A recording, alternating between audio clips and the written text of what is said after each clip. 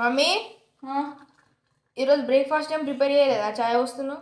Breakfast ఏం లేదు ఈరోజు. చాయ్, బిస్కెట్, చపాతీ. నైట్ చపాతీ చేసినాం కదా, అవి ఉన్నాయి చపాతీలు.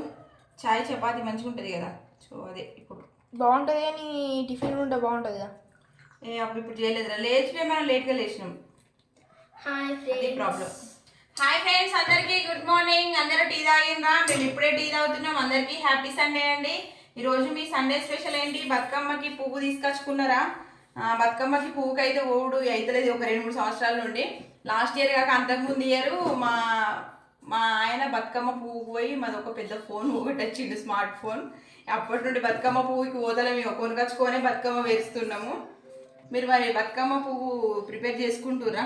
హాయ్ ఫ్రెండ్స్, ఈరోజు అయితే నేను దుర్గమ్మకి కలుపుతున్నా. ఇగో చపాతీలు. నైట్ సోన్ బాబు కాల్చిండు తెలుసా చపాతీలు ఇవి. చెప్పు, నువ్వేమో చెప్తున్నావు కదా.